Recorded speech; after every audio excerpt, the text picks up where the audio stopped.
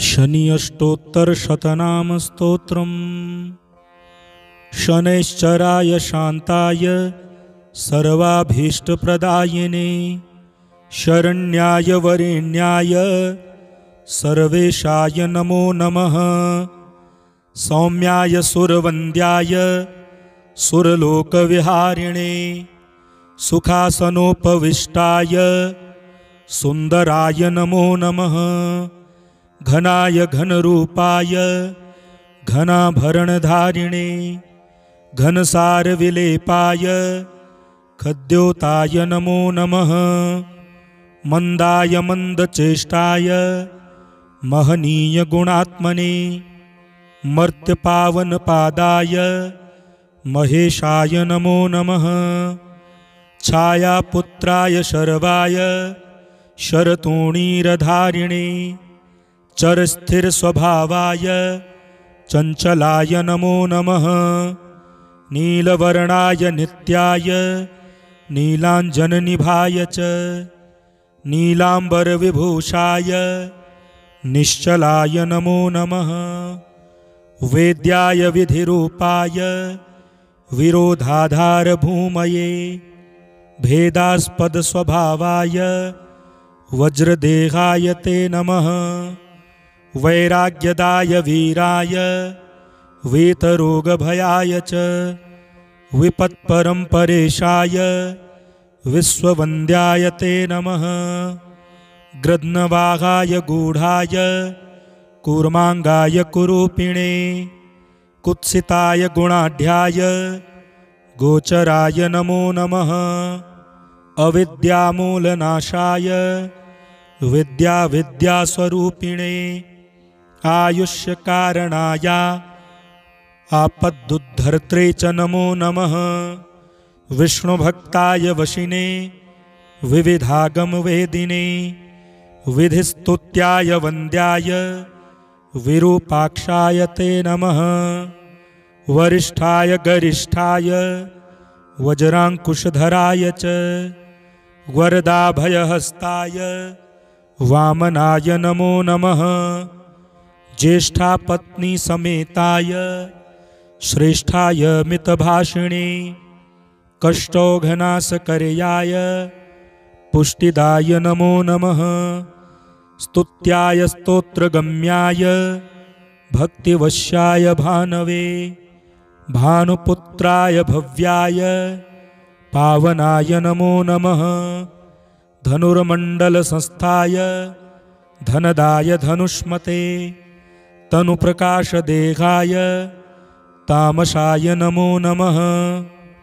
अशेषजनवन्द्याय विशेषफलदायिने वशीकृतजनेशाय पशूनां पतये नमः।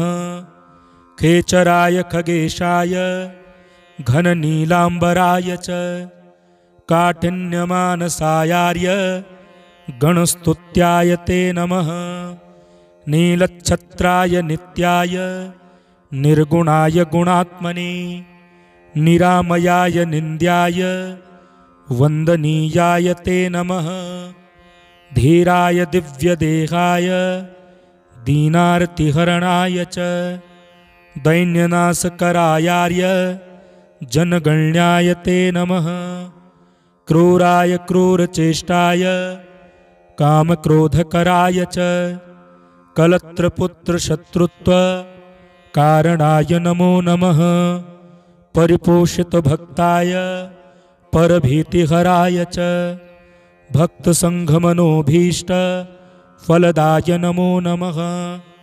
इत्थं शनैश्चरायेदं नाम्नामष्टोत्तरं शतं प्रत्यहं प्रजपन्मर्त्यो दीर्घमायुर्वाप्नुयात्। शनैश्चराय शान्ताय सर्वाभीष्टप्रदायिने शरण्याय वरेण्याय सर्वेशाय नमो नमः। सौम्याय सुरवन्द्याय सुरलोकविहारिणे सुखासनोपविष्टाय सुन्दराय नमो नमः। घनाय घनरूपाय घनाभरणधारिणे घनसारविलेपाय खद्योताय नमो नमः। मंदाय मंदचेष्टाय महनीय गुणात्मने मर्त्यपावनपादाय महेशाय नमो नमः। छायापुत्राय शर्वाय शरतोणीरधारिणे चरस्थिरस्वभावाय चंचलाय नमो नमः। नीलवर्णाय नित्याय नीलांजननिभाय च नीलांबरविभूषाय निश्चलाय नमो नमः। वेद्याय विधिरूपाय विरोधाधारभूमये भेदास्पदस्वभावाय वज्रदेहाय ते नमः। वैराग्यदाय वीराय वीतरोगभयाय च विपत्परम्परेशाय विश्ववन्द्याय ते नमः।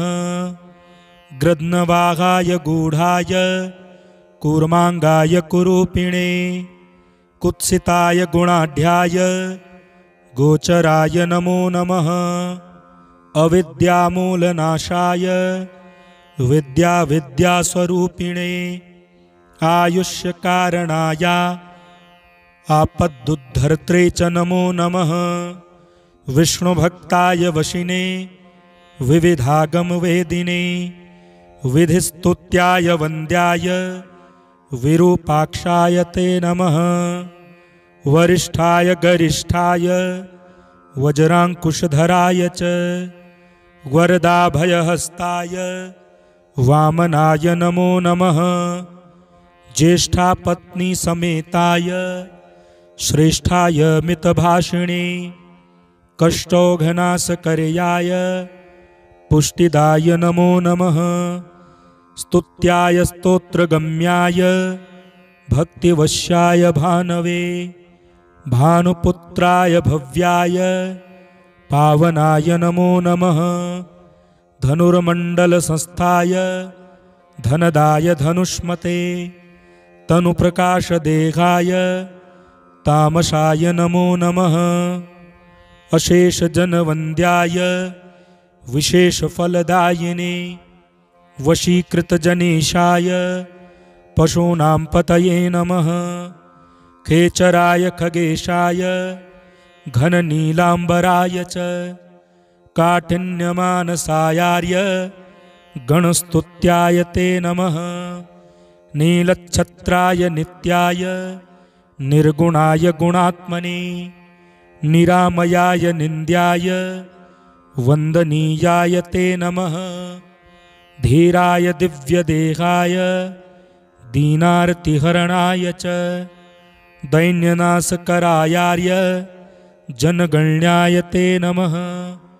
क्रूराय क्रूरचेष्टाय कामक्रोधकराय च कलत्रपुत्रशत्रुत्व कारणाय नमो नमः। परिपोषितभक्ताय परभीतिहराय च भक्तसङ्घमनोभीष्ट फलदाय नमो नमः। इत्थं शनैश्चरायेदं नाम्नामष्टोत्तरं शतं प्रत्यहं प्रजपन्मर्त्यो दीर्घमायुर्वाप्नुयात्।